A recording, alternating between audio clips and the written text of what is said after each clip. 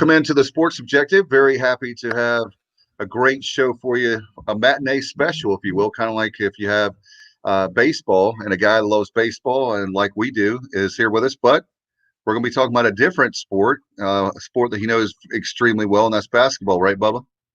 Absolutely. I'm excited to have East Carolina Associate Head Coach and Recruiting Coordinator Steve Roccaforte on the program. Coach, welcome in. Thank you. Thanks for having me. Welcome back, Coach. Very excited to have you on. I was telling you before, no secret to most people that my favorite sport is basketball, and I love what you're doing in Greenville. I appreciate you. I don't think that we get enough a chance as fans and media to thank you guys for really, I hate to hear that term, building a culture, but I don't know the term right now on the top of my head of what you guys are doing in Greenville. So from the bottom of my heart, thank you for everything you guys are doing there. Well, it's been, work. Coaches are weird creatures anyway. So, we like to work. We like to recruit. We like to get to know these kids. And, it's exciting to come into a place that's excited to have you, that's looking forward to having some lasting success. So, Coach, you talk about recruiting over the last 4+ months now. You haven't been able to hit the recruiting trail like you love to do. You've been doing everything virtually, be it over the computer, iPad, cell phone, what have you. So just talk about that and how that process is going. Yeah, I mean, what it's done is we've done a lot of Zoom calls, a lot of FaceTimes, a lot of emails, a lot of virtual tours, a lot of FaceTime tours, a lot of text messages, a lot of phone calls. That's really what it's been, and watching a lot of tape. So, that's really what it's been. Where you would normally be traveling and go and see people live, you're watching people on film. And where you would normally have people come on campus and visit, you're giving them virtual tours and FaceTime tours. So, everything's an adjustment. Life's an adjustment. I think we adjusted really well, and, it's been good. Yes, Coach, that's the thing with as far as recruiting goes. I know there was 11 players last year coming in and definitely transforming the program. From your eyes as the recruiting coordinator, what do you need to do this coming season? Are you happy with the pieces that you have and the ones that you're bringing in? Well, from a standpoint of recruiting and basically everything else, what I always like to say, and I've been a head coach before, is you're being successful if your head coach is happy. So, everything that we do, we're trying to give Joe's vision to parents and to kids. We're trying to give Joe's vision to our players. And I think we're being very successful with that. Joe is a really good coach. I think people around here know that because of the first time that he was here, he did a really good job. I think everywhere he's been successful. He had a great run at Gulf Coast, and he's bringing everything that he's done through the course of his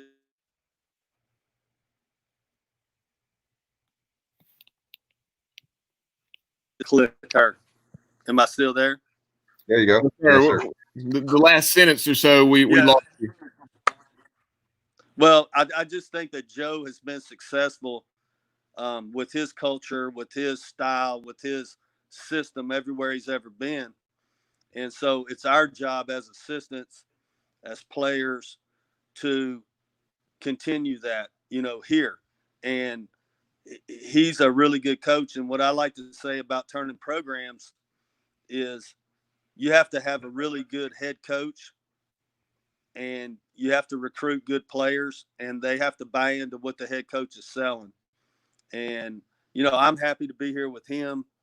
But again, we're trying to make Joe Dooley happy. Coach, and how well are you doing that? As of today, I think okay, but that's a daily process. Right. Coach, one of the guys you had the opportunity, you and the staff landed, a guy from the Northeast, Noah Farrakhan. So just talk about, I know he's an extremely high-profile recruit and very well known. So as someone who's done this for an awfully long time, just talk about when you land a guy of his caliber. I've seen multiple recruits now. I know I can't mention those names, but just talk about I just know it has a tremendous impact, and it's certainly held true. And guys making comments about Noah Farrakhan is going there, so I know they're doing something right. Well, he was a highly rated recruit, a very talented player, and he's also the type of player that other players know. And whenever we signed him, I think it gave us some credibility across the board that were guys that played against him, guys that have played with him. They really like playing with him. They know who he is. They know that he's a talent. And, a lot of these recruits and other people that we're talking to all over the country, they're excited about him being here. And Coach, very fact, a kid like Farrakhan can really, you already have Jaden Gardner, you have some nice pieces already, but you have a kid like Farrakhan come in, that may be the difference in finishing middle of the pack of the American, or who knows, even where you have a chance to play beyond the conference tournament. Well, and that's what we're trying to do. What you're trying to do to make a program sustainable is be good enough every year to be in that top 4 or 5. Because if you're one of the top 4 or 5 teams in any league, you have an opportunity to win that league. Depending on how close games go, depending on injuries. But if you're talented enough to be in the top 4 or 5, then you legitimately have a chance to win the league. And I think that's what we have to concentrate on. That's every league is different. It's like when we went to Virginia Tech, the thing, you can get overwhelmed sometimes by what you're trying to do. And when we went to Virginia Tech, Virginia Tech had been in last place in a really, really tough league. And, after the first year, the thing that I said to Buzz was, in that league, we don't have to come from last place to first place. We have to come in 7th place, because if we can get in the top 7 or 8, we're going to the NCAA tournament every year. And quite naturally, as coaches, you want to have a chance. In a perfect world, you're trying to play for a conference championship. You're trying to play for a tournament championship, and you're trying to get to the NCAA tournament every year. So you have to figure out in your league, what is that? And I think that if we're good enough to be top 4 or 5, you're good enough to win the league, and you're good enough to go to postseason every year.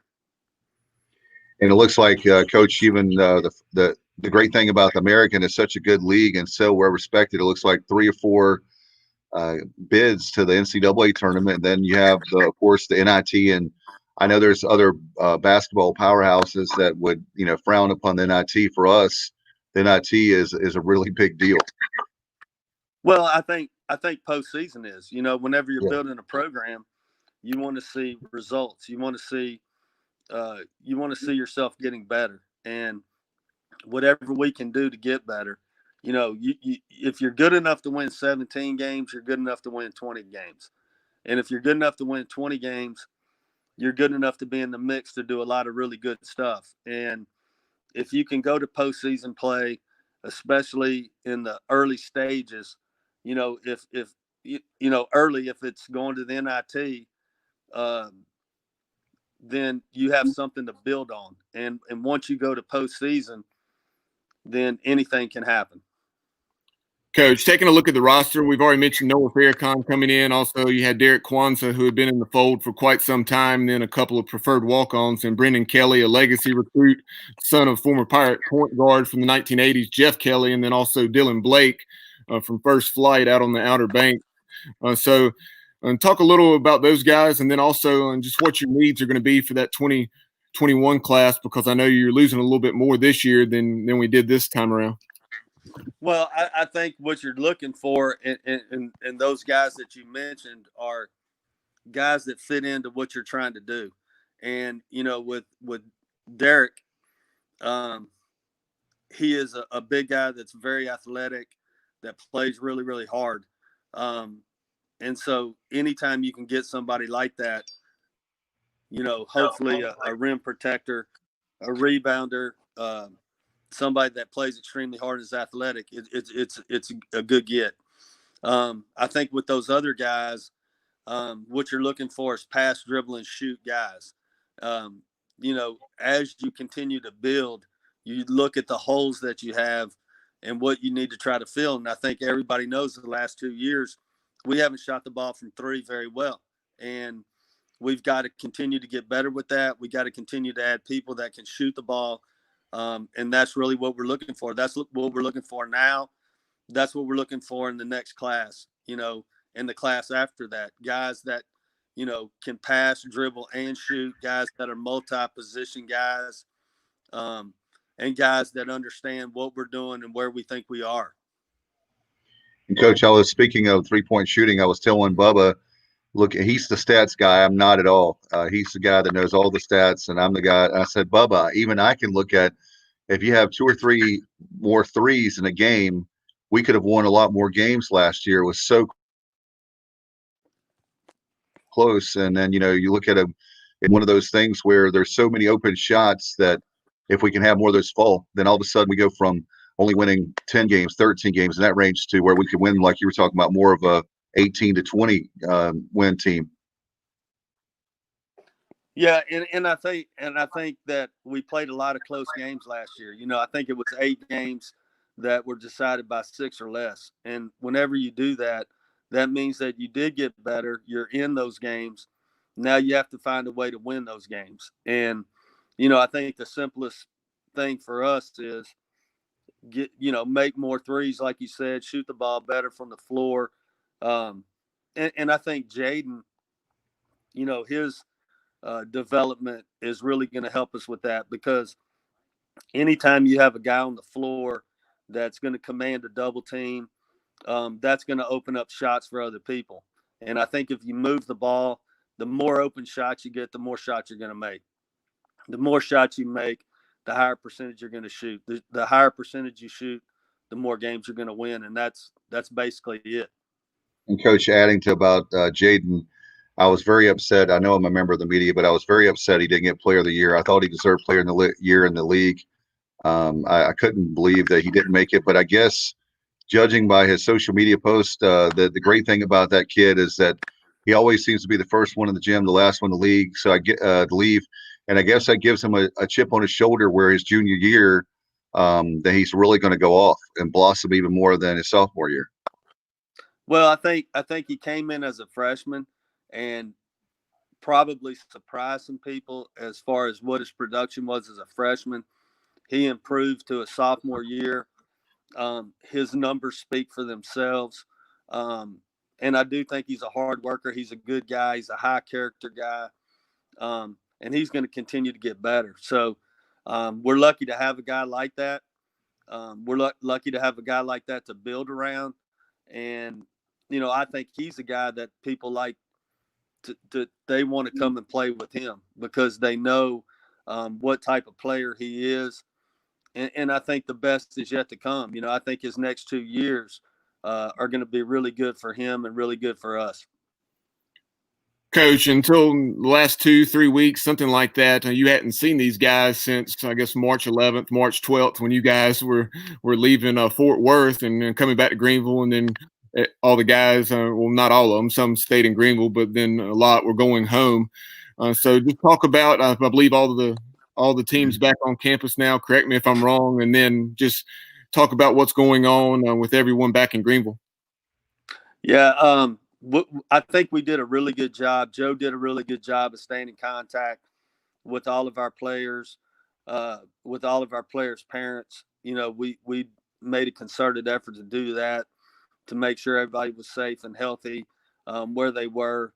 Some guys had opportunities to continue to work out where they were, and they did a good job with that. Once they came back, everything was voluntary. They could work with our strength coach. So they came in and shot. They lifted, and they've done a good job with that. So we did as much as we possibly could. The coaches couldn't be there, but I think our guys did a good job with that. And Coach, I wanted to ask you, as far as your opinion, and obviously you're the associate head coach and recruiting coordinator, as far as the players are concerned, how well do they come back as far as being in basketball shape or just shape in general? Well, I don't think anybody, once you take that type of layoff, I don't think anybody can be in tip-top condition. And I think Joe's done a good job with that too.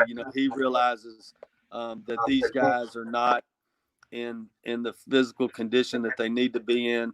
I think our job moving forward is to do whatever is allowed to do to the best of our ability without injuring anybody. You're not going to win games, so to speak, in July, and I think it's key for us to have these guys as good as they possibly can be individually, to be as good as they possibly can be as a group, and stay away from injury. I was going to ask that very thing, Coach, with as far as now, another concern I have is that very fact is that you can push them hard, and then all of a sudden, with the very fact of what if the season gets delayed to where you don't start to January? And so that's one thing that I've been worried about is injuries with our student athletes, period, no matter what the sport is. Yeah, I just think you have to be smart with that. We have to do as much as we possibly can in the smartest possible way to have these guys ready for whatever happens. And, the situation is fluid. Everybody knows that. It's not just fluid in athletics, it's fluid across the United States of America, just in everybody's normal life. So you're going to have to be ready to adjust. You're going to have to think, out in front and have a lot of scenarios in your mind. And you just got to be smart with it. And I think we will. Coach, we've referenced the extreme success of Jaden Gardner over his first 2 years in the program. So just talk about how you've seen that pay off and so forth on the recruiting trail, particularly in the state of North Carolina.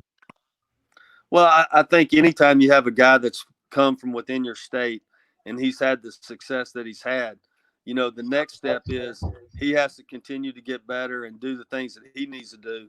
And we need to do that as a program. We need to step up across the board to the level that he has. And I think that's going to help us within the state. I think within the state, we've tried to recruit the state extremely hard over the last couple of years.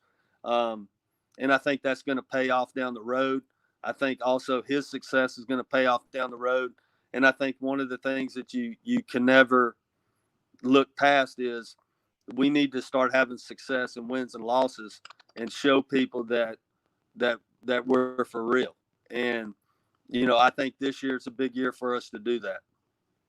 And Coach, this has always been a basketball state. And I think the fact that the population is growing means that there's going to be obviously more and more talent. The fact that you have Jaden Gardner, a guy that you talk about you can build around. Cy Seymour, friend of the show, and obviously we think a lot of Cy. He always talks about the very fact of that with all the players in the state of North Carolina, he always brags about you guys, coaches, that you guys know every player in the state and a lot of players around the country. But for the very fact that you can only those big blue blood programs at Duke or North Carolina, for example, they can only get a handful of guys every single year, and there's a ton of talent. I mean, there's a ton of talent in Pitt County and Lenoir County with Kinston, which is just not even a gas tank away. Well, I think you have to always recruit from within. You start as close as possible and you build out. You look in the immediate area, you look in the state before you go into other states. And we're going to continue to do that. We're working hard to know all the players. We're working hard to recruit all the players.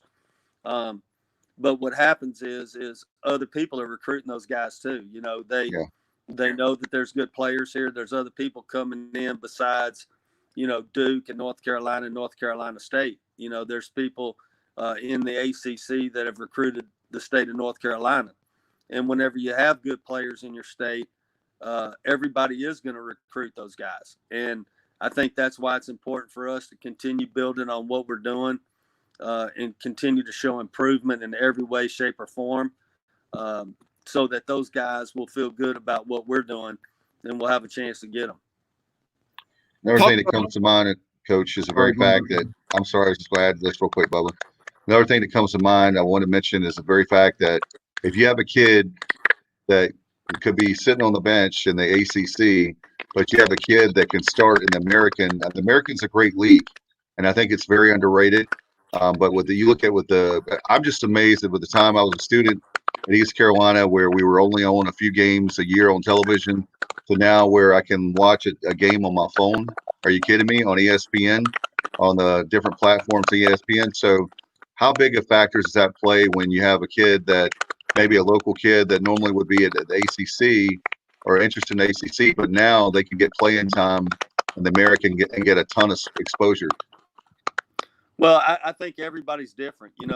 All recruits, they have something in their mind that they're trying to accomplish.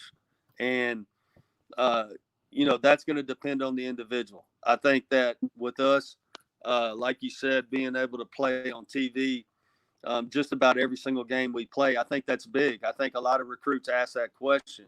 And when you tell them, hey, we're going to play 31 games and 31 games are going to be on some type of television, I think that resonates with them. So I do think it's a big deal. I think everybody wants to play on a big stage. I think that playing your games on television puts you on a big stage. It also gives these guys a lot of exposure. So I think you just have to, continue to recruit as many guys as you can. And like you said, there are going to be guys that think what you said. Hey, I can go here. I can make a name for myself. And I think that's what Jaden did. He had other opportunities. This was an hour and 15 minutes from his house. It was an opportunity for him to come in and be able to do what he can do right away, play and help a program build and become something. And I think those are the kind of guys that we have to find. Coach, here recently it was announced that Antoine Jackson's added to the coaching staff. He spent last year at Virginia Tech, one of your old stomping grounds, and then prior to that, it's 7 years in the American at Cincinnati. And everybody that follows the Pirates and follows this league in college basketball knows the type of success that Cincinnati had under Mick Cronin. And also he had been at UMass and then also down at William & Mary. So he has some tremendous ties in the D.C. area and up and down the East Coast. So tell us what you can about Antoine Jackson. Well, when Joe told me that he was going to hire him, I told Joe that's the best hire that he's made since he's been here. I think that's a guy that knows the league. That's a guy that's had success in the league. He's a veteran guy. He's a professional assistant coach. I've known him for a long time too. He worked for Derek Kellogg at UMass. I worked with Derek when I was at the University of Memphis. So, he's a good friend of mine, and he had nothing but good things to say about him, as did Mick Cronin and everybody else that's ever worked with him. I just think he brings a lot to the table with his experience and where he's been and where he's recruited. And I think we're lucky to have him. And I think Joe made a really, really good hire. I know we had Coach on. I was teasing him because whenever before you guys came here, I know message boards and everybody, who is Coach Dooley? How come he's taking so much time to hire the right assistants or hire assistant coaches? And I was like, if you know Joe Dooley, you know that he's going to hire great coaches. He did, and we miss Coach Shields a lot. But hey, we've got another great coach here, and the great thing about it is that with you guys as a rock star staff, as we always say, and then the fact that you guys are bringing in quality names as far as players. I've said it before and I'll say it again. I believe year 3 is the year you guys break out. I don't put any pressure, no pressure on you, Coach, but this is the year for me that I'm looking for good things. Yeah, and I agree with you. And like you said, I think Joe's done a great job of hiring people. I think Coach Chilios did an unbelievable job while he was here. I really enjoyed working with him. Wish him and his family nothing but the best. And he had an impact on what we've done and what we're going to continue to do. And I think as a head coach, whenever you lose people, then what you have to do is go out and try to find another quality person that can come in and add to what you're doing. And I think Joe did a great job with that. And I think, like I said, I think it's his best hire since he's been here.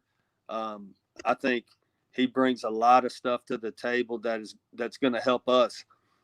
just from the areas that he's recruited, his experience within the league, being at a school that went to the NCAA tournament every year that he was there at Cincinnati. I think that's huge, and I think it's huge for our players. Coach, when we had Coach Dooley on, and I've heard him say this on numerous other programs as well, as far as C.J. Coleman, talk about how C.J.'s developed and continuing to develop his lower body strength and through the hips. Well, I think the biggest thing for him is, you look at the positives and then look at the things that he needs to work on. And I think he has a big body. He's a big presence inside. And he's got to continue to develop and get better. With big guys, their hands and their feet are things that they have to continually work on. And I also think something that people don't talk about is, the number one post move is making free throws. If you have a guy that, like Jaden, he does a great job of getting fouled and making foul shots. And I think with big guys, if you can post them, they're going to be tight to the rim. If those guys can make free throws, it's a huge asset to everything that you're doing. I think the thing for CJ is you just have to stay in the gym, and he does. I think you need to continue to work on everything: your hands, your feet, your post moves around the rim, making free throws, being as explosive and as quick as you possibly can be, while still being effective. And I think for any player, if they want to improve and improve at a high level, then you have to put the work in. And I think he's willing to do that. And I think he can develop in a big way. And Coach, I think it's unfair for fans. As fans, we actually, I think, don't understand that the fact that we live in a Pop-Tart society, and a lot of the one and done players at some of the other programs, and these freshmen come in, but players, just like kids, they develop at different times. And I really believe that he is going to be a very special player. And, the very fact that as East Carolina, we're building a program, so we have to be patient. And then we have to be patient with guys. Sometimes a guy comes in as a freshman and they may be a sophomore or junior before you see the success on the court that we've known about him all along. And I think that's the way that Charles, I think that's the fact with him. I think he's going to be very special at East Carolina. Well, and the thing that you hope for is guys like him that had a chance to play as a freshman. They're gaining valuable experience. They're getting experience in game situations that you can talk to them about, you can explain to them, you can show them film. But until they actually do it and play against these people and see what the competition is and see what they have to do to be better, then it's hard to explain. But once they go through it, you don't have to explain to them anymore. What is it like to play at Memphis? What is it like to play at Wichita State? They've done it, and they've been in those games that were decided by 6 or less, and they know the plays that could have been made to win the game. And what you hope for is that these guys are highly competitive, that they want to win, and that they're going to do whatever it takes to not make the same mistakes over and over again, that they're going to learn from those mistakes. They're going to learn what they need to work on and what they need to improve on, and that they'll do that on a daily basis. Coach, what can you tell us about the health of Tremont Robinson-White and then also Lucy DeBow? I think both of those guys are we can talk about Tremont first. I think, anytime a player when their game is predicated on speed and quickness and they have a foot or leg injury, it's going to be a detriment. And I think that regardless of what you say, once you have an injury that bad and you're able to come back from it, you're a little bit hesitant. You're not quite sure if you can still do the things that you were able to do. And I don't know that he was ever 100% healthy last year. I think he was probably maxed out at about 70, 75%. So, hopefully, and I think he is, he's a lot stronger in his ankle. He's a lot better mentally as far as feeling like he's 100%. So I think you'll see a different guy. I think you'll see a different player from him in a good way. And I think the same thing with Luigi. Luigi's injury was something that he could have tried to play through, and he would have. But if it would have went the wrong way, it could have had long-lasting ramifications. And I think Coach did the right thing by talking to him and meeting with him and explaining everything to him.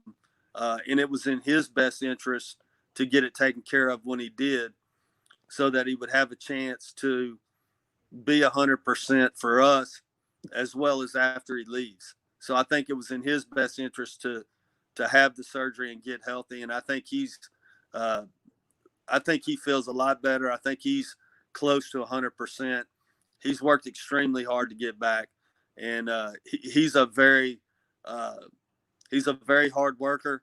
He is a very intense guy, and he plays extremely hard too. And his heart's always in the right place. So, you want to see a guy like that have success. As far as Tremont's concerned, like you said, he wasn't as consistent as he needed to be, and his injury certainly had a lot to do with that. But I recall maybe 2-3 plays that he had out at Wichita State in that conference opener, where you just turn your head and like, wow, where did that come from? Just his explosiveness and getting off the floor. I want to say it was maybe a tip in, but he could have jammed it. Yeah, I mean, again, you look at guys at where they were before they came here, and that's why you recruited them. And, as a freshman in junior college, he was a junior college All-American, and his numbers were really outstanding. He led the nation in steals, shot a high percentage from the three, scored like 18 or 19 points a game. Wow. And his team didn't even go to the national tournament. So for him to be an All-American his freshman year, that means that he impressed a lot of people. And that's the reason why we recruited him. So hopefully he's 100%. Hopefully he can get back to that. And I think those type of plays that you're talking about, that's what he's capable of doing when he's 100%. And Coach, before we let you go, as far as what will you guys be working on as far, I guess, workouts right now? I guess you can't work out right now, but when they do resume, what will you guys be doing in the summer right now? I think what Joe will do is he'll continue to stay with a similar regimen of what those guys were doing, where they were coming in, they were shooting, they were lifting, and probably let them play together. And then when we can get on the floor with them, we'll probably start doing some team stuff that will allow us to get a little bit ahead, to where everybody knows what we're trying to do, teach them a few things from a drill aspect, from an offensive and defensive standpoint, that can put us ahead a little bit. So, I think that when you have a lot of guys returning, there's familiarity there. Those guys know what to expect from Joe. Joe knows what to expect from them. Now we just have to incorporate the new guys into that. I think we have really good leadership on our team. And I think that's where we go from here. Thank you so much, Coach. Appreciate you spending some time out of the summer with us, and very excited about year 3 under with you guys with the basketball program at East Carolina, and I look forward to having you back. Maybe we can have you back before the season starts. Anytime. I appreciate it, and thank you for having me. No doubt about it. Thanks, Coach. And Coach Steve Roccaforte here with us, Associate Head Coach of the Pirates, and, of course, the recruiting coordinator for ECU. Now we got a guy that's very familiar with ECU and one of our friends of the podcast, Rennie, as well, right, Bubba? We have Rennie's broadcast partner, Dave, Mike Corey. Mike, right, yeah. What's up, guys? How are you? Doing Great well. to have you on. Thank you. And that's what Mike and I last night when we were touching base just to make sure everything was on schedule for today. We were talking about Rennie and how we love having him on the program. So it's easy to understand why you slipped up and said that, Dave. I was saying that it's a friend of our. No, I was saying the very fact that we have him on. He's a broadcast partner of our next guest. Okay, I'm sorry, I misunderstood you, but nonetheless, we're excited you're here, Mike. And how are things going with you? I know you're living up in the Northeast. Exactly where are you, and how are you and your family doing with everything that's been going on these last 4 months? Yeah, thanks. No, doing well. I mean, hanging in there. We got, we're up in Marlton, New Jersey, so that's where I live. And right now I'm down at the beach. My wife's family has a beach place in Sea Isle City, New Jersey. So we're just trying to hang out here and stay safe. We got a 20-month-old daughter, so we're taking her to the beach every day, and just trying to get her to enjoy things. And thank God she doesn't know anything about everything that's going on, because it's certainly crazy, but. We're hanging in there. I mean, we're just trying to stay positive, stay optimistic. I mean, that's all you can do, because it's uncharted waters for everybody. And I know you've probably talked to a million people and they're all saying the same thing, but you just have to be positive. And, we are going to, get back on track. We just don't know exactly when, but, so far, so good up here. And hopefully the same for you guys and your families too. Thank you. Have you seen Snooki, or have you seen anybody in the situation there on the shore? No. See, now that's like North Jersey. Okay, we're down South Jersey. That's a problem. Okay, Everybody good. sees Jersey Shore. They think like, oh, it's just Jersey Shore. The Jersey Shore, that's like the northern part of New Jersey, kind of like right below New York per se, a little bit. Okay. We're more like towards the middle to the southern half. So no, we don't run into anybody like that. Okay, good. That's good. You have more cred for the show than for us. As far as I wanted to ask your opinion as far as the college football season. We're hearing like left and right. I mean, today, by the way, Mike, one of our games on the schedule gone. We have the third game of the year, September 19th, Norfolk State. The MEAC, we're hearing that the MEAC is not going to play football this fall. Is our understanding earlier today. We found that out. So we're without a game September 19th now. It looks like our home game against Norfolk State. So talk about the college football landscape right now. What are you hearing? Are you hearing anything else that maybe we don't know about, of like another conference to drop or not have a football season or fall sport? But I mean, yeah, I mean, I think we're all going to start to see it, right? I mean, all of us, first off, the Ivy League says, all right, we're done with everything. Now, I was a little whatever when they made that decision back in March, at the NCAA. They're like, hey, no more spring sports. I'm like, whoa, hold on a minute, what's going on here? And then obviously it ended up being the right call. They were just way ahead of it. I'm not really as like, on them about making the call to close out all fall sports. Although I'm a little upset about it, because it's the fact that we want to get this thing back going again. Like earlier, we didn't know what the deal was, and now we kind of do, and we're hoping that we get this vaccine and we get things back on track, and the cases start to get better. But I hope that nobody else is just like, all right, forget the fall. Now I'm kind of like, well, let's just kind of keep pushing back until we can. And I think that's what all the conferences are doing right now. So you saw the Big Ten and you saw what they did to start, and everybody's kind of starting to follow suit. And I said this earlier on a call that I had with Rainey, actually. Him and I were talking about it, and we just said, I don't think they're doing it to like, screw over per se the non-conference games and those smaller schools and not pay them the money to come play there. They're just trying to buy themselves some time and push the schedule back a little bit, because all those non-conference games, like the one you just said that got canceled, they're in September. Most of them are in September, and we're really not going to be ready to play, I don't think, end of August, September, like we all kind of hoped. So those are the first to kind of go, you know what I mean? So then it kind of pushes everything back to like October. And what's in October? Well, that's when your kind of conference schedule starts out. So I think the leagues are trying to say, hey, can we push this back to when our conference schedule would probably start? And those are the games that we're going to have to see if we can, get underway. And it just so happens that it's the conference schedule. So I'm really hoping that by October or something like that, that we can kind of get going again. And I know there's not going to be many fans or any at all,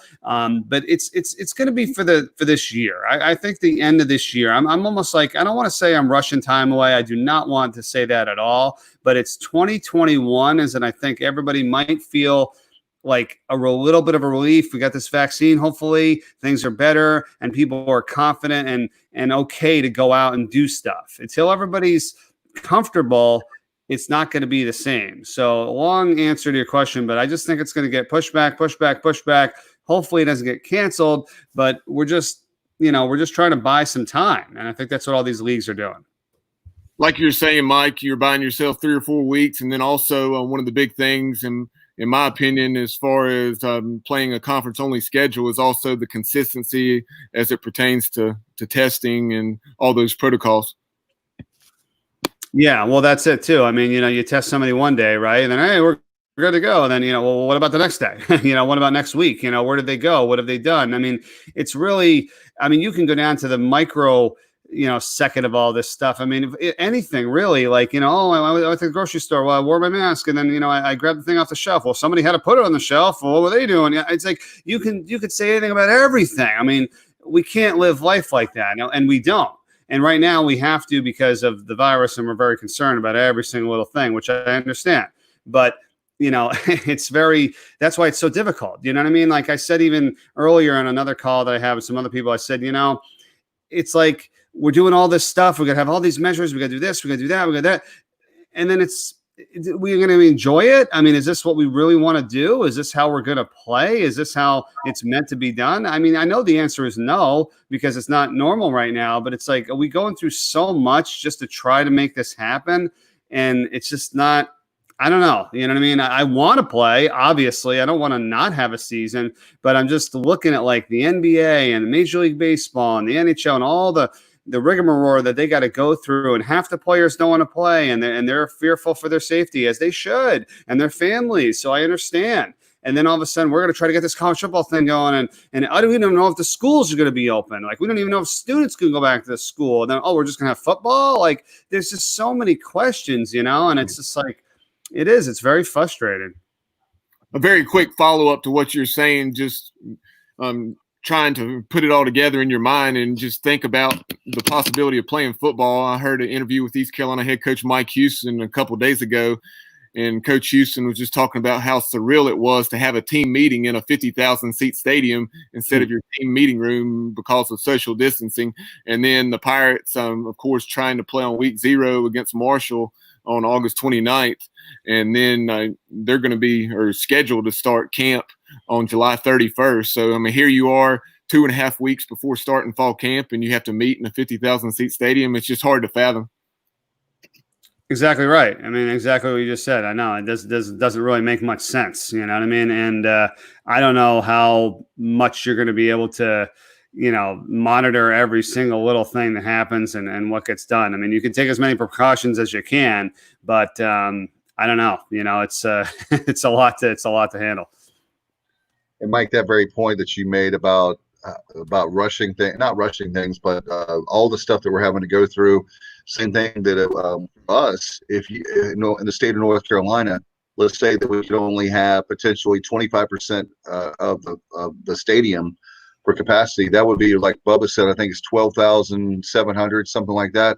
And for us, playing these games in the fall, if that's all we could have as far as financially, our school, like a lot of schools, but in our particular case, we've had very bad decision making before with the previous administration. Now we have a great administration led with John Gilbert. But you look at the previous mistakes, then you look at a bad coaching hire, a lot of bad things we've had happen, and we have a lot of money that we need desperately. I'm wondering if the springtime, if we could have more fans by then, it would be smarter for us to wait until January, February to play the season, because that way if we could have 25 or 35,000 in January, it's better to wait a few months financially.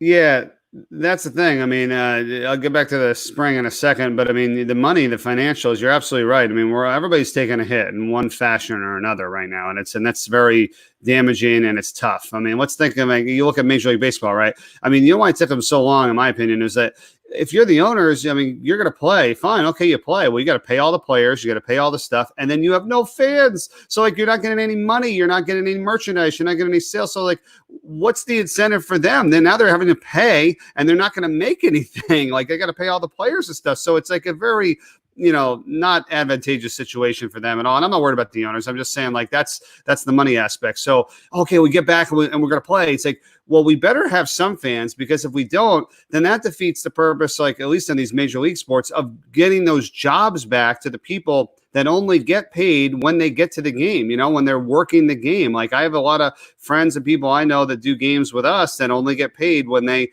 come to the game. Not everybody's on a salary or a contract or, a professional athlete or anything like that. So if it doesn't really help, then I guess something's better than nothing. So I definitely want to take that approach. And so, like you said, if you're going to get 12,000, okay, well, we'll do what we can with 12,000, I guess. But how do you determine who gets to come in? I mean, all your season ticket holders and, what about regular sales? I mean, it's a whole nother thing you got to open up. And the springtime, I don't know. Again, we want to do it, right? Everybody wants to play. You know what a logistical nightmare that could probably be, trying to have football and then basketball and all your other spring sports. And what about all the other fall sports? Like, they don't matter. Like, would they have to get pushed back to the spring too? What about that? So you're going to run everything in the spring? I just don't think it's going to happen. And I wouldn't think it's a smart thing to do. Like, what about the staff? What about the staffing and the people and the TV and the rights and the contracts and all that? There's no way they can get everything on and do whatever they got to do and fulfill all the agreements. I mean, it's just not possible, in my opinion. And I'm not trying to be a defeatist. I'm just saying it's very, very difficult. So, you cancel the NCAA men's basketball tournament, right? I mean, a week before is about to start. It's like, and it's done. It's not coming back. They didn't push that back. Like, I just think if it doesn't happen, it should just be like, okay, we can't get it done. We're going to focus on next year. It's like the NBA and Major League Baseball and NHL. Again, we all want it, but at what cost? Like, we're going to mess up next season? Like, this season would be over. Like, you wouldn't even be having the NBA in the summer right now or September or whatever. So why don't they just focus on October and November when the next season would start and see if we can get that ready to go as best as we can. You know what I'm saying? Like, almost, it's like you just keep pushing yourself back. And I don't know. That was my feeling on it, and it's crazy, right? I mean, what are you going to do? Kind of shifting gears a little bit, Mike, over the last several years, one of the primary conferences that you've called action for is, of course, the American, which is one of the reasons we wanted to have you on. And so just taking a look at this league, I mean, the big push is, you always hear it, the P6, Power 6, and rightfully so. When you look at things, I mean, you hear that all the time from Mike Oresco. I know Phil Steele last year, actually, even though Clemson is doing everything they're doing, he had the AAC slightly above the ACC because of the league from top to bottom. So as someone who's broadcasted most, if not every team's games in this league, what's your take on the conference as a whole? Yeah, no, I mean, I love it. I think it's great. It's a great brand of football. I'm with you. And I think it should be rated, a little bit higher. And I say the same for basketball too. I mean, even in basketball, I do the American. I also do the Atlantic 10, around like maybe 5th, 6th, 7th, 8th best league in the country. I mean, that's pretty good.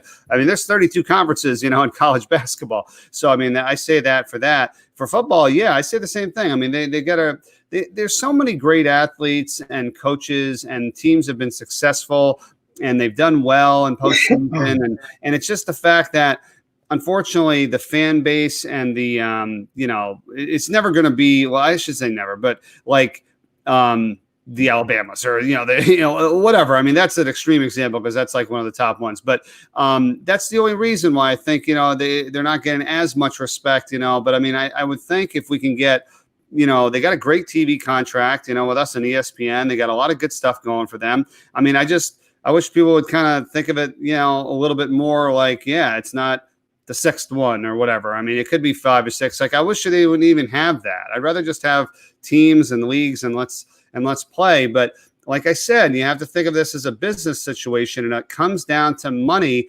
And that's why I think, like, even the committee, and I don't want to bash them or say anything like that, but it's like, unfortunately, they don't want, they want the Georgias and the Alabamas and the LSUs and all those teams, right? I mean, that's just what they want. They're not going to, I mean, Cincinnati's great. Even East Carolina's great. Houston's great. I mean, but are they going to bring in the same fan support? They're going to bring in the same money. They're going to bring in all that kind of stuff. I mean, think about it with like the NCAA basketball tournament, right? Do we want this team is great, a mid-major, and they deserve it? Or are we going to take the blue blood ACC 500 in their conference record team and we'll put them in? You've seen it happen. I don't agree with it, but that's kind of what happens, The American overall football league, without UConn now, so there's just the one group as I'm kind of looking at it here. There's just so many great teams that do stand out because Cincinnati's been right there. I really feel like you guys in ECU, and I love Mike Houston. I mean, I think he's great.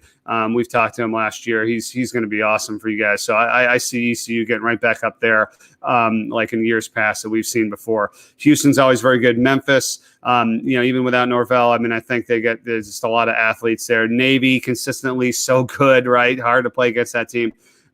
SMU. Temple, at times. Tulane made a huge, push this past year. They were usually like down the bottom. It was like, no, yeah. Tulane's very good. Tulsa, they had so many close games. I mean, that team probably could have been like 8-3, or 9-3 if they, won a few of their close games. And then UCF, we know the drill with them, and the USF too, again, great players and great teams. So I love every single one of these teams. And at any point in time, and it hasn't been like, it's been pretty close too. It hasn't been like, for 10 years they've stunk. No, everybody's been kind of, right there. So I love doing games in this conference. That very thing, Mike, as far as American is concerned, I'm very frustrated with college football because of the very fact of the whole Power 5 situation, Group of 5, because I really believe that if they added, I want to see playoff expansion. Everybody, I think that most fans want it. I think it's good for your network. I think ESPN, I mean, if you add, that's like another couple games or whatever. I just feel like with I know there's a compromise out there. A lot of Group of 5 fans would even be for the fact of put the best Group of 5 team in the playoffs. Even if we're the number 8 seed per se, and then you have 2 at large or whatever. I mean, I don't understand why we can't have our everything at the table when I think the Americans done a great job and they will continue to win. But I think it comes down to, I believe personally, the powers to be, they don't want an Alabama upset or a Clemson upset in the playoff by a UCF, for example, who wins 25 in a row. I mean, how many? They always say weak schedule, this, that, and the other, but there's always going to be an excuse of why a team that quote is in the Group of 5 can't be in the playoff, instead of just put them in there and make them the lowest seed, the 8th seed or I think if they expand the playoff and put that would be a lot. I know it's probably going to be a handful of years before we have that, but I'm hoping they'll do that soon. I agree with you, Dave. I mean, I really do. I mean, I think that adding some games, I mean, what's wrong with that? I mean, that's going to bring in more money, right? I mean, there'd be more games, more revenue, more TV stuff. I mean, that to me, I think would take care of it right there. And like you said, get them in there, see what happens. And yeah, of course, because they want the highest profile and biggest name teams, in the championship game for ratings and money and all that. But if you added some games, you could also guarantee them some extra viewership and stuff and money there too, and I just think it could be really good. And I'm with you. It can't get expanded too big, but yeah, 4 is just like, I mean, again, I know why from the business side and, ESPN and all that, and I don't want to speak or bash anybody on that, but that's the reason. I mean, it really is. I mean, it's not, they don't believe that, some of the teams deserve it. Yeah, they may deserve it, but they want the biggest names and the best, 4 teams at the end. Now, with that said, it's like, I don't even know why you need a committee. Like, it's so funny. Like, we have this whole big committee. I kind of laugh at it. And it's like, oh, what's the committee thinking? Who's in the rankings? Who's whatever? It's like, you, me, Bubba, Bob from the street, Joe, and Billy, we could have all picked the 4 teams last year, right? I mean, like, what was it coming down to? Like 4 or 5? I mean, it's like, it's so trivial. It's not even funny. It's like, it just plays itself out. Like, we have all these scenarios the whole season. Like, oh, they win and they lose and they do this. It's like, just talk to me in week 12, week 13, conference championship. And when it's all said and done, it's like, yep, Alabama, Ohio State, LSU, Oklahoma, whatever. And it's like, really comes down to like one other team, right? I mean, give me a break. Like, how tough is that? Seriously, it's not that hard. I mean, if you only have 4 teams, like the NCAA men's basketball tournament, that's hard. That's 68 teams. Who's playing who? What's going to be the next matchup? What region in the end? I have so much respect for those committees that do that. I just don't think it's that hard to pick your 4 teams if that's how you're going to do it. I mean, we hit it all the time. Oh, there's a path. There's a way. UCF, they could do it. And they're not getting in. I mean, they're just not. I mean, I'm sorry. They won 25 in a row. Like you said, I don't know what you need to do. I mean, what else would you need to do? I mean, 32 in a row? I mean, 45? I don't know. But they're not going to get in. Before we hone in a little more on East Carolina, I wanted to ask you, I know a couple of those teams when you were kind of going team by team a few minutes ago, you mentioned Navy. Obviously, last year in the middies, I went from 3-10 to 11-2, one of the biggest, if not the biggest, turnaround in the nation. Malcolm Perry is gone, though, so it'll be interesting to see what Kenu Matalolo does in his 14th season, far and away the longest tenured coach in the league. And then you mentioned Tulsa. Like you said, Tulsa was probably the best 4-8 team in the country last year with the close calls they had. And Philip Montgomery, who has been there 6 years now, it's win now or never for him at Tulsa. Yeah. No, it really is. I mean, I like that guy too. You know, he had that team, that really good team. It's probably about 4 years ago now, 4 or 5 years ago, and they just, you know, they weren't able to get it done this past season. So it's like it's tough. You know, I mean, that's you gotta put it up. You gotta pull off those games. You gotta win those games. I mean, I did one game. I can't even remember though. But to your point, there was a situation where it just everything went wrong, like, you know, 5-6 things in a row at the end of the game. And I'm like, how is this even possible if they lost this game? So I think they're up by like 21 or something against some team. Maybe it was a Thursday night game for that matter. But yeah, he's really, this is a big season for him. I mean, it really is. And that very thing you're talking about, the league itself, with talked about when you talk about Tulane and Tulsa like that. I mean, that's the thing is I was telling Bubba and the guys, I know that some fans want to move, from conference to conference, but I think if you look at the basketball and football, the American, I'll put them against, a lot of other conferences as far as the league itself from top to bottom. I agree. I mean, that's exactly right. Because I thought of that when I was going through all those teams. Like you said, there's not, one that's really like been the doormat or whatever, and I mean, and then every year, all it takes is like, again, 1 or 2 games. Like we just said it with Tulsa, what I mean? And you can be right there. I like how the league now is just like, one division and one thing, 1 through 11, and just go from there. And then the top teams, like, go at it at the end. That'll be great.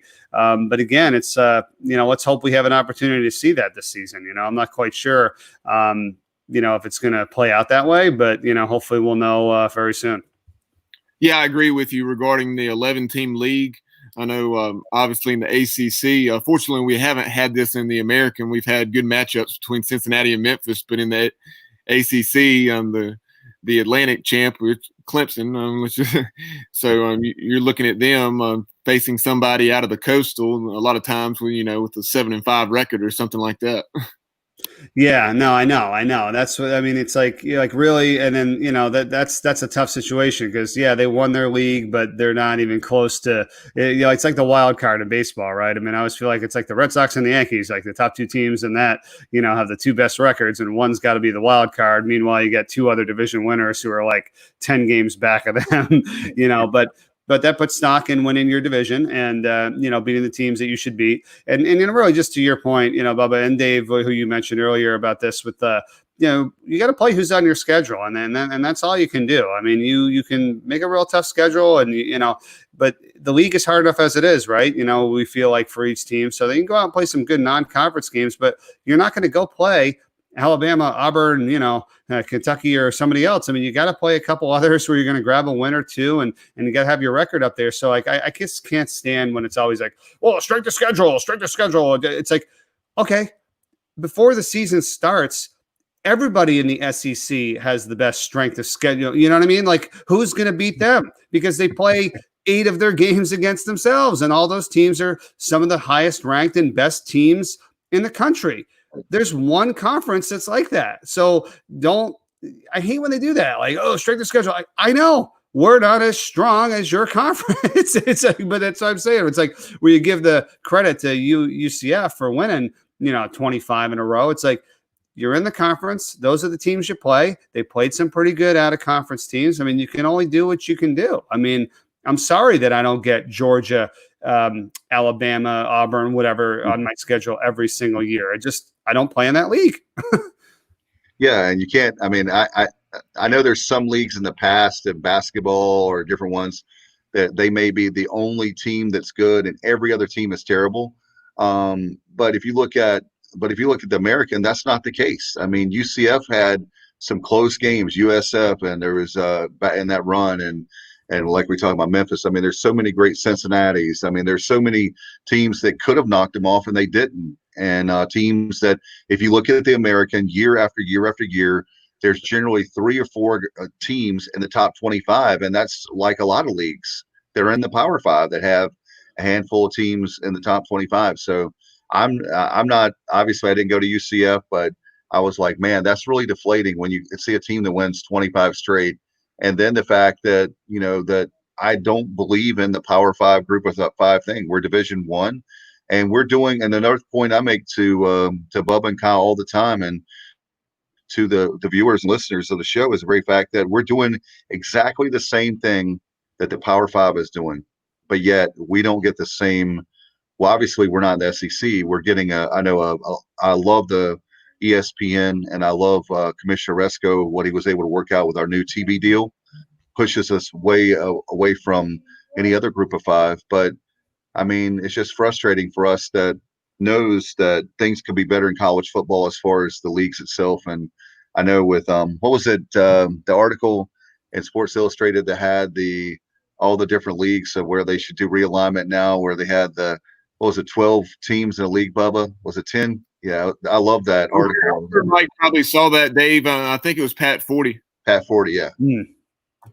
Yeah, but they had it where they had, like, one of the things the ACC schools in North Carolina don't want is they don't want East Carolina to ever surpass them when it comes to football. And so they'll never have East Carolina in the ACC because of that very reason. It's not about geography or the whole, we already have the TV market.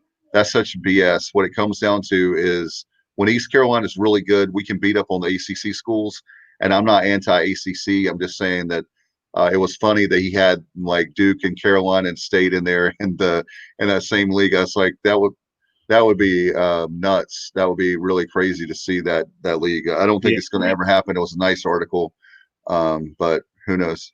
Yeah, we already had the crazy realignment a little while ago. I mean, that would be interesting if it happens again, but it's never based on, geography too. Now we know that, it's just like whoever wants to, you can get into your league, you do, it's not, it used to be like that.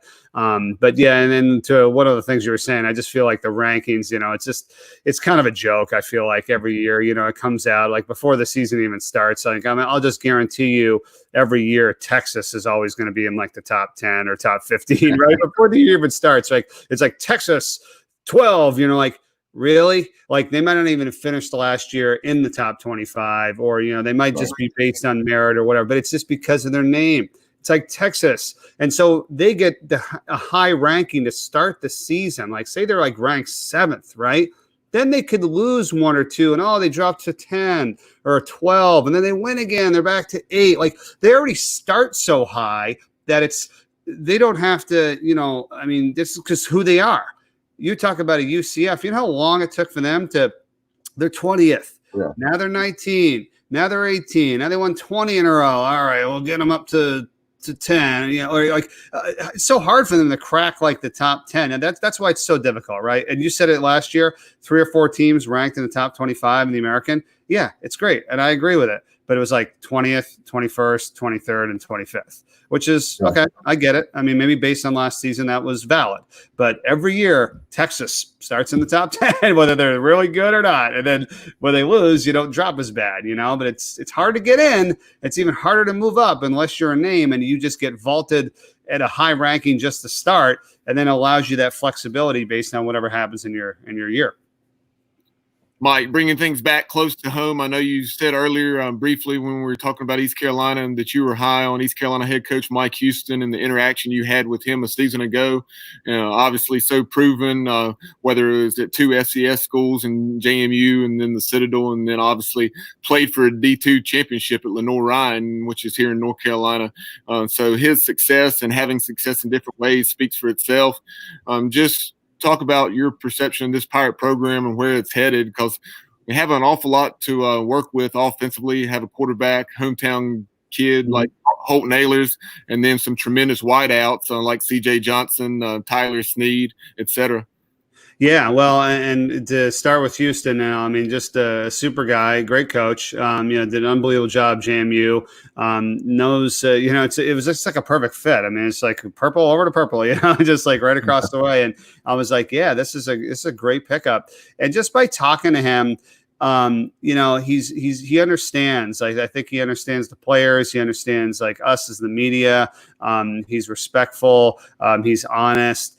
He kind of tells it how it is. And when you come into a program and you have things you got to take care of and things you got to do, of course, you got to do that kind of stuff. And, he doesn't make excuses. I mean, I think it's just kind of the reality of the situation. And, we respect that. And when we talk to them, we hear things, we know we're not going to bring up certain stuff, and we know, where they're at. I mean, you got to take care of, your team. You got to bring in a couple new players. You got to get rid of some guys. I mean, you got to handle a couple things that, went by the wayside before you got there. I mean, there's so many things as a coach, in my opinion, that you have to do. The X's and O's are kind of like, maybe 10 or 15% of it, to be honest with you, especially as like a head coach in a football program. But no, I give him a lot of credit.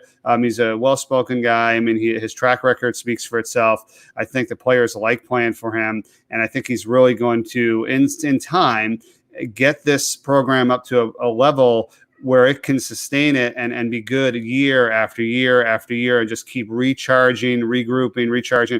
And it's not going to be, we had one good year and then we had no, I see him bringing it up to a level where you're challenging every single year. You're always above 500. I mean, that's just like a whatever. Everybody's like wants to be way better than that, which they will.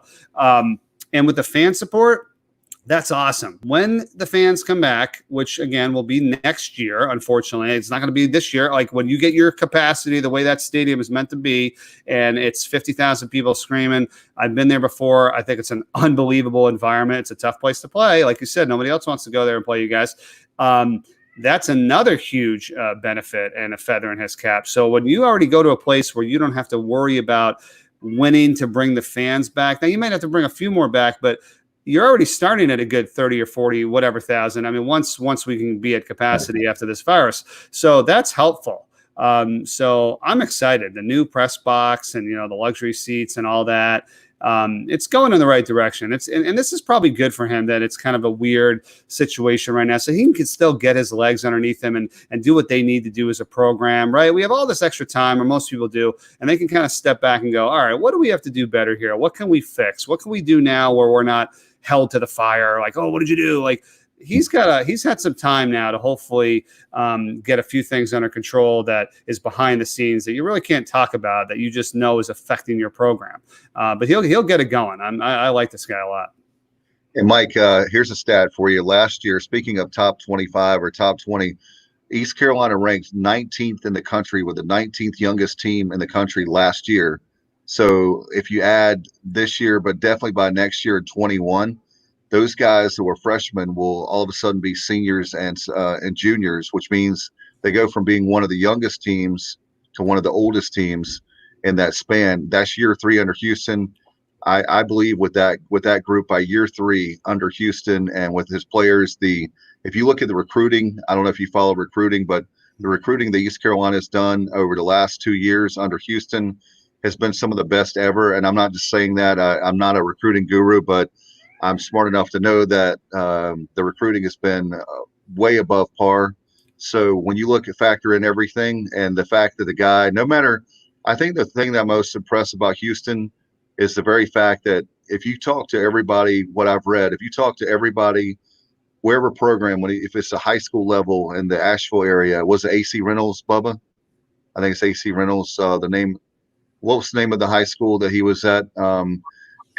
Houston was TC Robertson. TC Robertson, excuse me. I knew that wasn't right. But if you look at TC Robertson, if you look at Nora Ryan, you look at the Citadel, you look at JMU, every single program that man's been at after he left is still really good.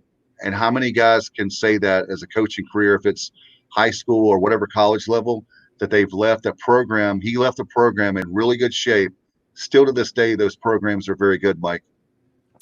That's a great point. I mean, sometimes when coaches leave and things happen, it's like, then the new guy comes in and he's got to do a lot of, cleaning up. Like we've said a little bit here. It's like, no, that shows you how good of a coach he is and a administrator, if you will, of the whole program, that if he does leave somewhere and somebody else comes in, the cupboard is stacked. The system is good. The players are respectful. They do their job. They go to class. They take care of all the things they need to take care of. And you don't have as much to worry about. You know what I mean? So that's a great point. I like that exactly right, what you just said. No doubt.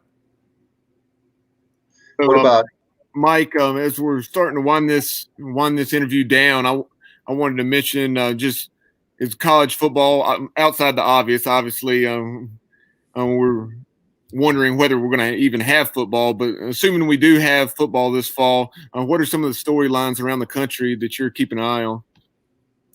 Yeah, it's a good question, man. I wish I could give you kind of more of a interesting answer. I mean, I think everybody's just kind of taking a step back a little bit and trying to just get to the season and get through all this. I mean, I don't know. I really haven't even thought too much about like who's the top team, who's got the best players, because here's the thing.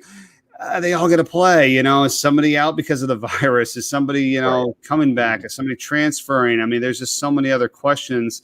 I wish I could, say it, but I think we all want to talk about it and people come out with this and that and whatever. And it's like, it all might just get scrapped. Like, that's the thing. I don't mean the whole season, but your comments and what you think, is going to happen. And then next week, boom, this changes, and then like you just saw today, it's like, MEAC, no football. Well, that game's off the schedule. Like, I mean, there's just so many things that change in a short amount of time, weekly, monthly.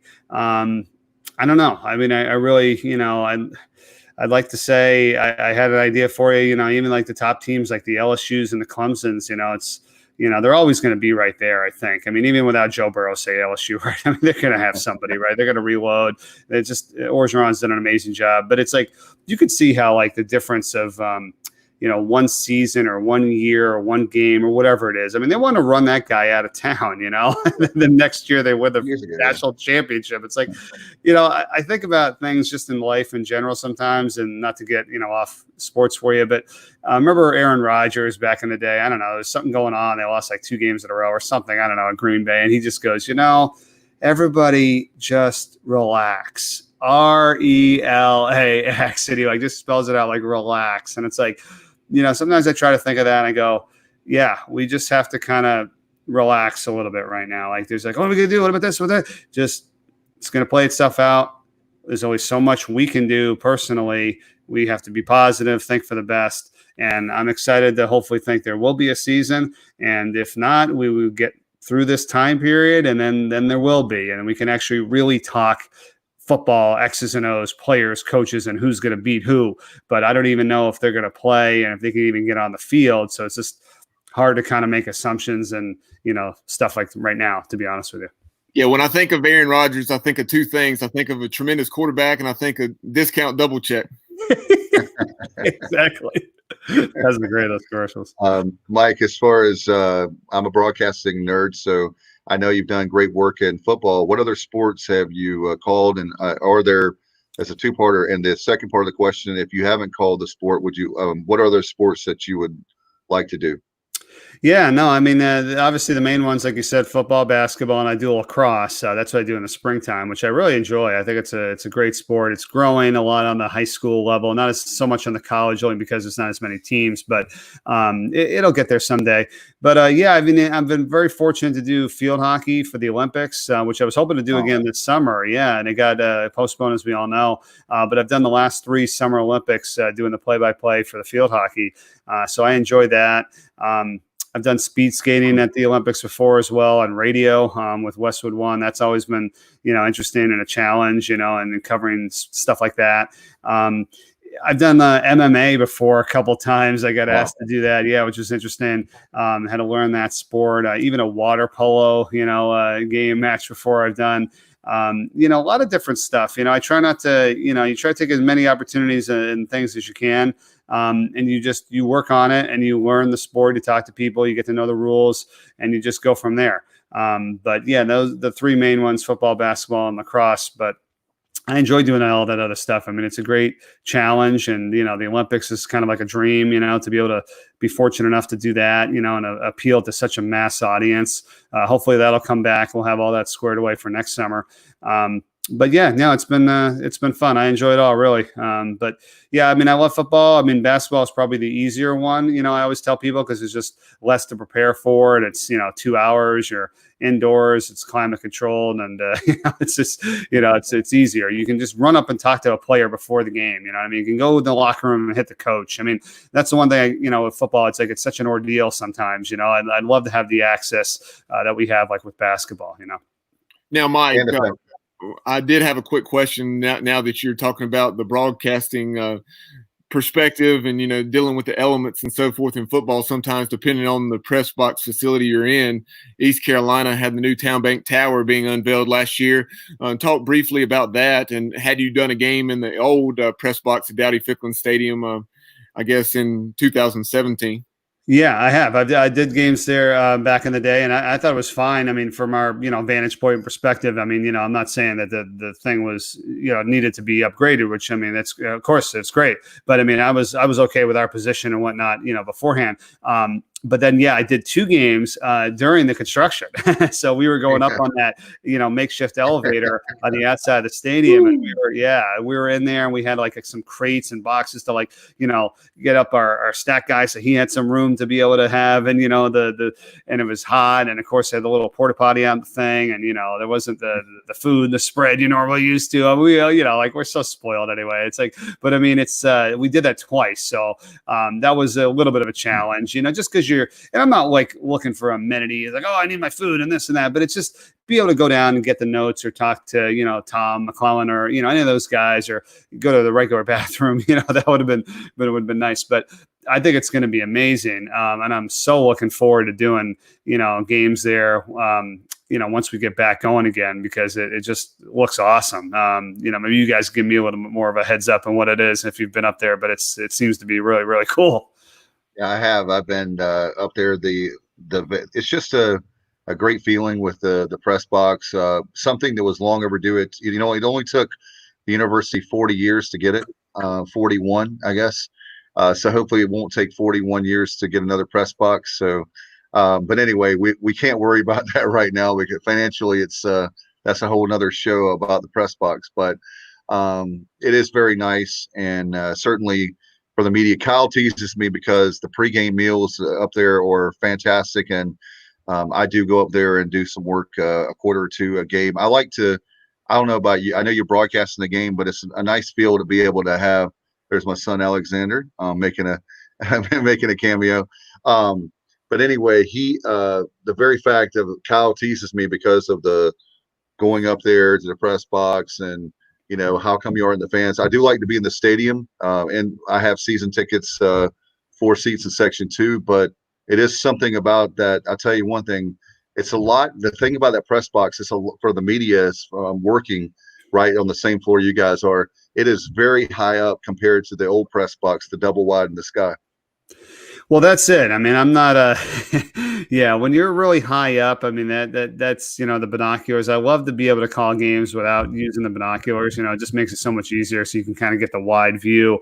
But I'll be interested to see how the perspective is and how high up you are. I don't know if you guys have ever been to say Akron, to be honest with you. I did a couple games there, like Maction on those Tuesday, Wednesday night deals. And you're literally staring down at the field, like you're looking at the top of their helmets. That's an unbelievable stadium. I think LeBron James had something to do with putting the whole thing together, and it's a beautiful press box. I mean, we're talking for Akron, you know what I mean? It's unbelievable, but you're so high up and you're so close to the sideline.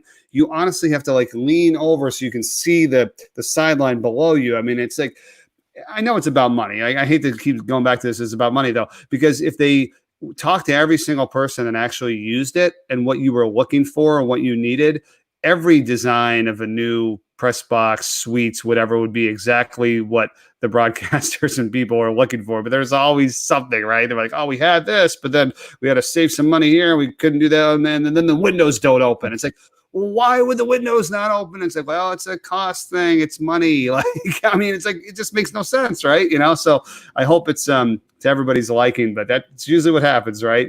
Quarters get cut, things get dropped, and you're like, did you even talk to anybody about this or what they needed?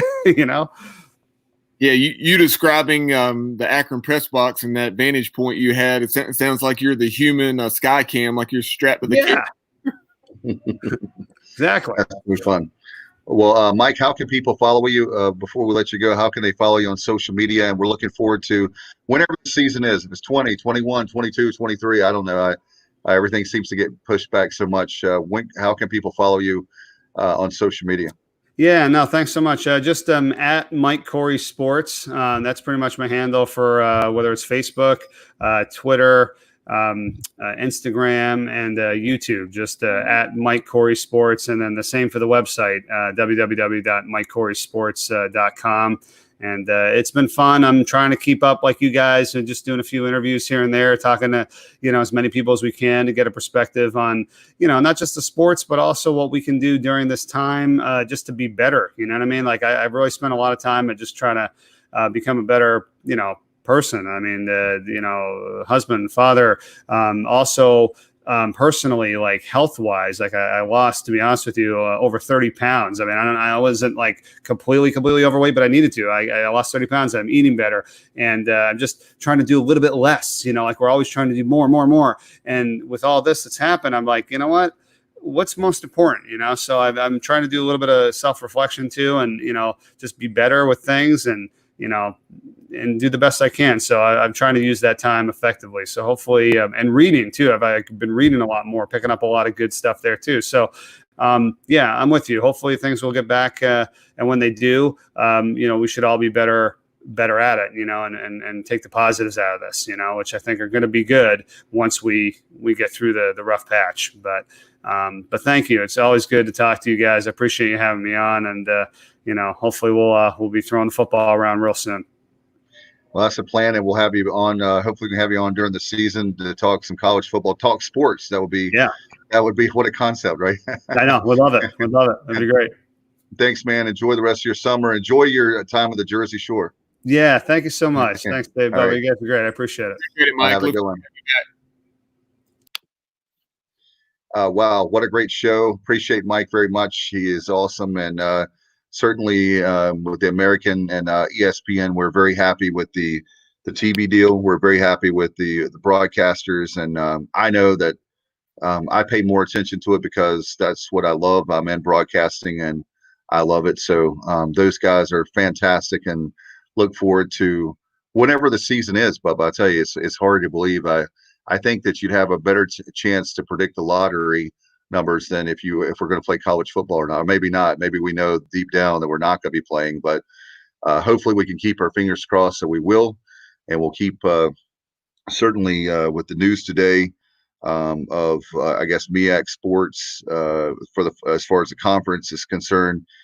We lost. It looks like we've lost Norfolk State September 19th. We got that right there on the ticker, as a matter of fact, on the screen for you. So September 19th, who's available, Bubba?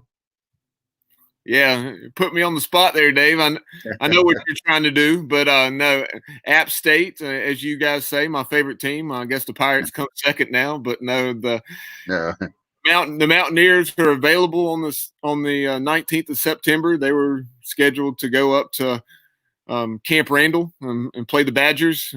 Of course, that was going to be a huge opportunity for that program, and I was really looking forward to following that one. But the Big Ten made that decision several days ago now. They'll be playing conference only, and I think that's where we're probably headed, to be honest, with everybody. And at this point, playing 8 or 9 games would be tremendous, because it looks like less and less all the time that we'll have football in 2020. But as far as App State's concerned, hey, if I'm John Gilbert, and who knows, maybe something like this has already happened. I know when you're in that role, you always have your contingency plans. You have a plan, not only A, but B, C, D, E, F, G. I mean, you have all a ton of Z, right?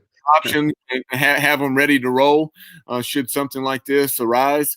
And I would certainly get the Mountaineers or someone tentatively on the schedule should football be played in 2020. Oh, absolutely. And let me just say how much I know for the fact that East Carolina is my school, but Appalachian State, I have a much respect for that program. I think they have a tremendous athletic director. They have great facilities. I love the people in Boone. I went my freshman year to Banner Elk, to Lisa McRae College. Appalachian State is a beautiful campus. I have nothing but great things to say about them, and I think it makes perfect sense. Let me just say this too for our fan base that don't think that Appalachian State is a great school. First of all, it's a in-state rival, number one. Number two, we have tradition back before probably you were born, in the 70s for some of you, in the SoCon Conference where we played each other all the time.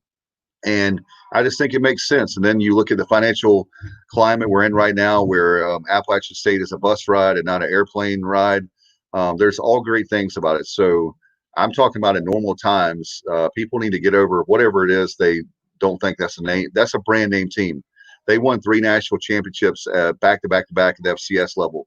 They've done nothing but big things in now that they're in the years they've been in the FBS. So they've had great coaches and they've built a tremendous program there. And I think it makes perfect sense in every facet. They check all the, I mean, you can check off a checklist of everything you would want. The fact that we're playing them in Boone is going to be cool. They're coming here. We have the game where we'll have in Charlotte. I mean, I think it's next year, right, Bubba? So I mean, it's coming up. So yeah, and so Appalachian State doesn't need me to push them up a hype video like maybe it's now, but I don't understand our fan base sometimes. That's a constructive criticism. I don't care who the Pirates play. I'm going to be there regardless, but I think Appalachian State is a great game for East Carolina, period. End of story. Drop the mic. Yeah, I agree. That's what a lot of folks, I mean, playing Appalachian on a consistent basis, and maybe not necessarily condoning, promoting App State joining the AAC. I mean, those are two different conversations, obviously. But no, I'm certainly in favor of playing them on a pretty regular basis. They bring a lot to the table, excellent atmosphere, like you said, and have had an awful lot of success. Do I think if they were in the American that they would have won as many games as they have? No. But do I think if over the last few years with the way we struggled, if we were playing their schedule, do I think we'd have won anywhere as close to many games as they have? No. But hopefully our program will continue to trend up under Coach Houston and staff. I certainly think it will, and could make for a tremendous football game that first Thursday of the season next year when these teams kick it off in Bank of America Stadium in Charlotte. No doubt about it, and it's going to be fantastic. And that's the Duke's Classic, right? Duke's Mayonnaise Classic. So yeah, whoever wins the game gets a jar of mayonnaise. So a good mayonnaise there, Duke's Mayonnaise. So great. I'm glad for Charlotte they have that sponsor, and I think it's cool. And I'm glad what they're doing, and I'm glad that we're part of that with App. And I bet you anything, Bank of America has like 73,000, just a little, and some change for the stadium. I bet you that next year, I bet you between the two fan bases, that's going to be a lot of fans in the stadium. And it may not. I know Georgia and Clemson play. I believe that the first game of that series of the Classic. But you know what? I bet you we have a 60, 70,000 easily in that stadium next year. I really believe that. Yeah, you look at it, Dave. A lot of folks just not really looking at things, taking a deeper dive into things. To use that famous phrase that we heard when Dave Hart was taking the deep dive into the program. But as you look at things with East Carolina and App State, these two programs have only met twice since the 1970s. They played in 2009 in Greenville, a game that came down to the wire after the Pirates built a large early lead, and then in 2012, the Mountaineers came to Greenville. So this will be the first time the programs have met in 9 years by the time the game rolls around. And only the third time they've met in about 45 years. So I definitely like the matchup, and I assure you the Mountaineer fan base will be ready for it. That goes without saying, and hopefully Pirate Nation will be the same. And some folks look at it and say, oh, there won't be more than probably about 35,000 there. And we'll see. That may be the case, but don't be surprised if some of these games that have been played there, whether it's South Carolina and North Carolina, the ticket prices are so high for those matchups. I would not be surprised to see this one have comparable attendance to that because the tickets are more affordable. Like I said, it's a matchup you rarely get between two in-state rivals,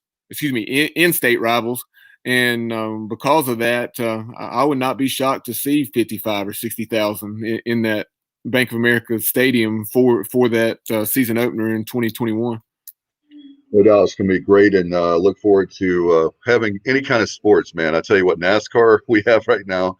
I know that some MMA fans are happy that they have that, and so we're going to be able to hopefully have end of the month we'll have NBA, and then August 1st we'll have NHL. We need to get our friend Mike Maniscalco back on. We'll try to do that towards the end of the month, I guess, is another person we need to have on because the season's getting ready to be finished up. I was going to say cranked up, but it's, I guess, finished the year. So we'll see about how the Hurricanes will do, and certainly the NHL and then Major League Baseball. I mean, hopefully we have some of this, but we'll have to wait and see, Bubba. I'm done. How about you? You got anything before we go? One of the interesting things I saw here recently, I thought about it, and you mentioned in Major League Baseball, and it getting cranked up here, I guess, about a week from now, 60-game schedule. I know I was unsure exactly how many umpires there were in the game. I think the article said 76, but Wow. of those 76 Major League Baseball umpires, 20 are ages 55 and up, and 10 umpires, I don't know the ages of the ones who have opted out. They may not all necessarily be above 55. I would imagine a lot are, but 10 of the 76 umpires have opted out of this season. So it's going to be very interesting bringing some minor league umpires up. And like Brett Boone said when he was on the program a few weeks back, playing only 60 games, you could have someone that wouldn't be in the hunt if you're playing 100 or much less 162 in a typical season. Maybe have an opportunity to win a championship, whether there's an asterisk by it or not. No doubt. And Joe West, of course, the Greenville native, I believe he is in his 60s, I believe. Maybe I'll have to think my math off the top of my head. I believe he could be, he may be one of those guys. Yeah. One of those 10s, I would think, because he's been in the league so long and is such a great umpire. I love that guy. And the fact he's from Greenville is even more special. But maybe we can have him on sometime. It'll be really cool. But Bub, I tell you what, very excited about all the stuff we've had going on. 50 Pirates in 50 days. We've got that going on. A lot of great content there. We put up. We have all kinds of shows going on right now. And I know tomorrow we have one of our favorites, Phil Steele's coming on tomorrow, and maybe some other surprise guests tomorrow afternoon. Absolutely. Looking forward, and there's a big announcement today with the American Athletic Conference, just talking about the things the American are going to do as far as testing protocols and the different standards. So we'll talk about that and a whole lot more with the commissioner of the American Athletic Conference, Mike Oresco. You mentioned 50 Pirates in 50 days tonight. Myself and possibly Kyle Barber. We'll see if Kyle is able to take part, but we'll be joined by Leonard Paulk. Leonard's a native of the Palmetto State, but played for the Pirates from 2008 to 2012, defensive back for Skip Holtz and then Ruffin McNeil. And look forward to catching up with Leonard. I believe he's actually still in Greenville, even though he's a native of South Carolina, I want to say Columbia. But looking forward to reminiscing about his Pirate career and talking all things Pirate football, past and present.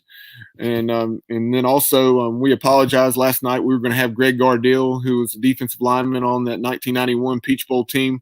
Unfortunately, that didn't work out last night, but he will be now 8 p.m. tomorrow night. So, and like you mentioned, tomorrow morning prior to us recording that phone interview with Phil Steele, which will be, traditional audio format. We have Trent Tigner, who punted for the Pirates. Trent, I believe, is back in his native Georgia, and we'll talk Pirate football and his experience with Trent Tigner.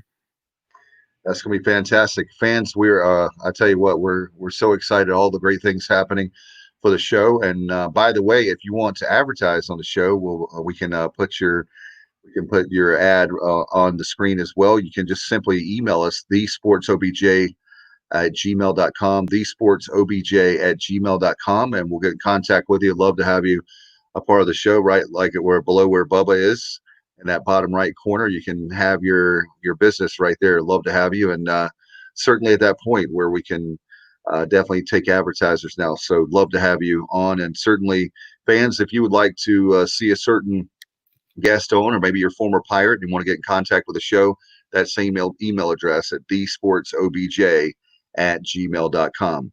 Well, appreciate our great guests. It's been a fantastic show today. And thanks, Steve Roccaforte. And thanks to Mike, too. Appreciate him coming on. Mike Corey. I tell you what, it's been a fantastic show and lots of great stuff to come, Bubba. Thank you so much for your hard work.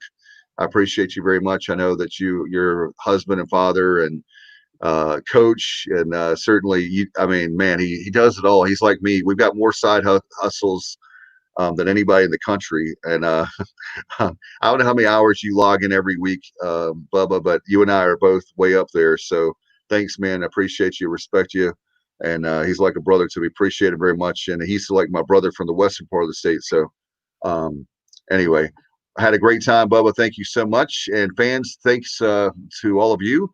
If you want to see any of our interviews, what you can do is simply go to Facebook Live. We have them archived there, Facebook rather, they're archived there, and our YouTube channel as well.